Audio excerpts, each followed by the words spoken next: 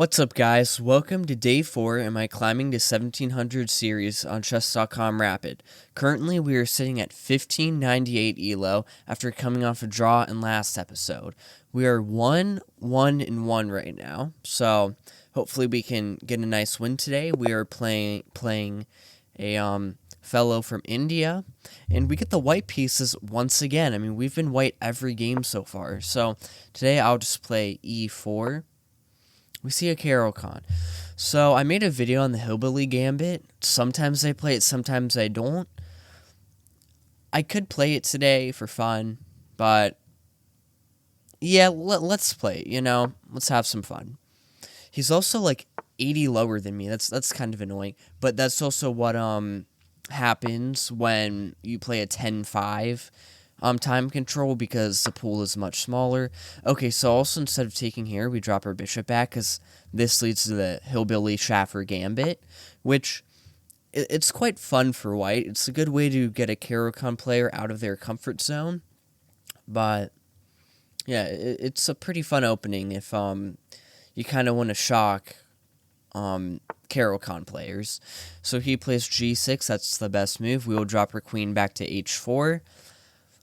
Keeping our queen active and in the game, also hitting this pawn in return. Let's go knight to c3, developing while attacking.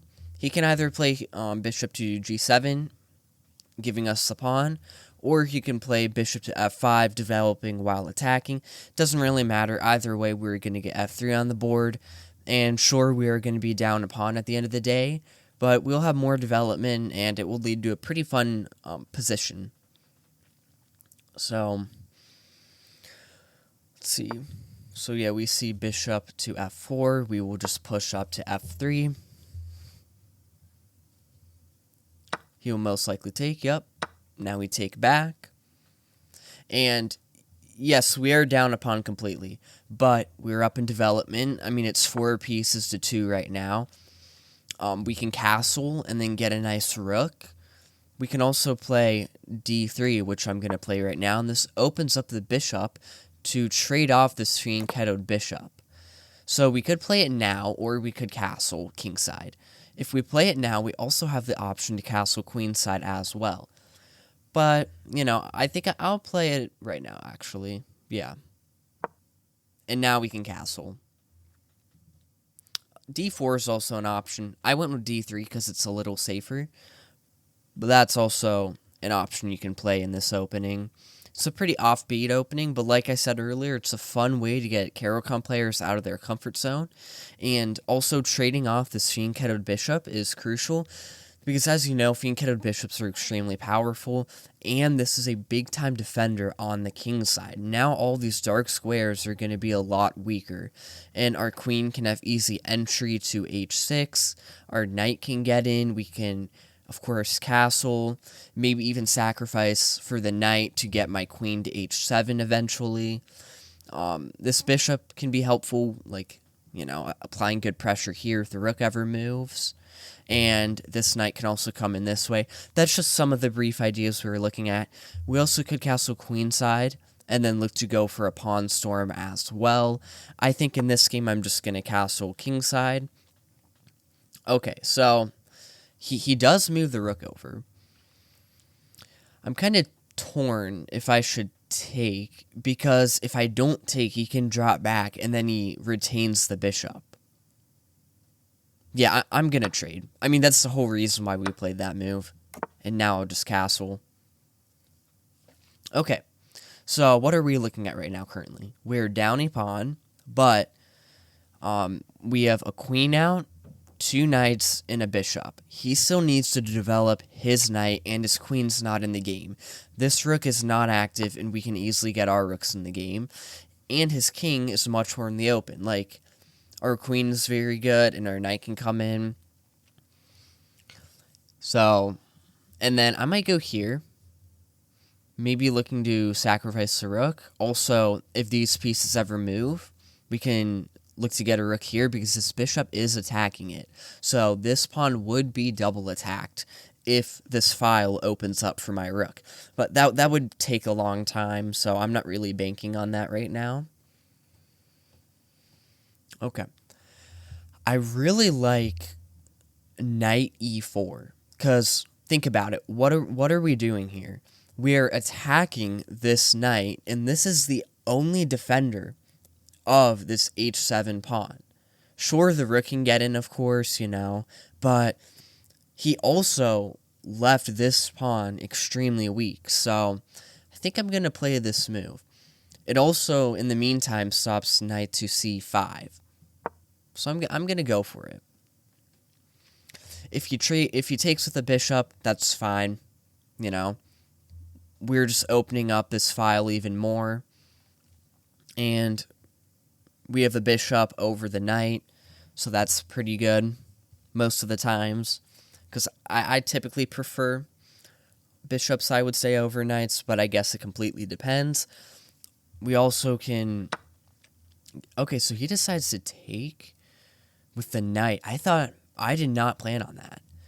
Because after we take back, he's going to have to go here, and all of a sudden, this isn't looking that good for black. Let's see, if we take, he's going to have to go, like, here. I could see him actually going here. But then, now we can go here, attack this, and then also attack the bishop, double attack it, and then the rook now opens up. We have to take here, so there's, and then we'll get our pawn back, while also opening up our rook and damaging his king side even more. One weakness I suppose that we have is this, because, our king is kind of in the open, sort of. He could check and then pick up this b2 pawn, because, I'm going to move my knight, but as of now, that's not really a threat, because I feel like my threat is going to be far greater than his threat. Yeah, like, if he drops back here, we can just trade, and then go knight to g5. Here, after he drops back, we take. He's going to have to take back. Okay, he doesn't. Yeah, now I think he's just screwed now, because... Let's see. Knight to g5. This pawn is triple attacked. It's hit by the knight, the bishop, and the rook, and then the knight also hits the h7 pawn, and if we get this check, we'll win the game, because the king's going to have to come here, and then this is checkmate. So, let me just make sure, like, if I sacrifice the knight, just a quick thought. If he takes... Yeah, I don't see why I would do that. Yeah, I don't see how he's going to hold here. I really don't see a move that saves both of these pawns. And if I get to this pawn, I can check with the rook. King's going to have to come back, and then my queen gets in. So, him letting me get both pawns has caused him to lose the game. So, wow. This just shows the power of some of these gambits. Objectively, the Hillbilly Schaffer gambit is, it's not that great. I think white is down like 0.7 on the evaluation bar, I'm pretty sure, in the game review. But, look at this. Sure, we were down a pawn, but, we just get a really good and fun attack. That's why I love playing gambits. Sure, the engine might not always love it, and it might not be the most sound, but you end up getting really fun positions, great attacking opportunity, and most of the times, the person who you are playing against has no clue what to do against the gambit that you're playing. Okay, so while we were waiting for black, I don't see anything that holds. Like, queen check, and then we just slide over. Yeah. Okay, that move holds, I'm pretty sure, actually. Yeah, let me look. How do we want to take? If we take with the knight, check, and then he actually might be doing fine here. If we take with the rook, if he comes here, he's getting mated. If he comes here, that's also mate. If he comes here, then we can get loads of discovered checks. Like, we can go here. Oh, we can get a windmill. That's nasty. Oh, wow. We can get a windmill. I don't know if I've ever gotten one of these in-game. If you don't know what it is, it's just like when your rook and bishop are set up perfectly so you can keep like giving discovered checks. I can make a video on it. It's a really nasty tactic. And now this is simply checkmate. We can slide over. Knight covers the rook. Bishop cover. I do not want to move the bishop. Rook covers. Rook delivers the check. Knight covers the rook. Bishop covers g8. This is just a nasty checkmate. Nice. Wow. Well, I mean, as I just showed, I encourage you all to learn this opening. I did make a video on it, and it's just a really fun and great way to counter the Caro-Kann. It was kind of unfortunate that our opponent was like 80 points lower than me. I feel like I've gotten lower rated opponents, and I've been white every single game so far. So, you know, hopefully that can change with next episode. I'll probably be black, and I can show you some of the black openings I play. Anyways, I played with 84.7. My opponent played with 57.5. I had 1 miss, 1 mistake, 2 inaccuracies. Luckily, I had 0 blunders. So I did have some slip-ups, it looks like. Yeah, I mean, playing this gambit immediately earns you 2 inaccuracies, just letting you know. Well, 1, actually.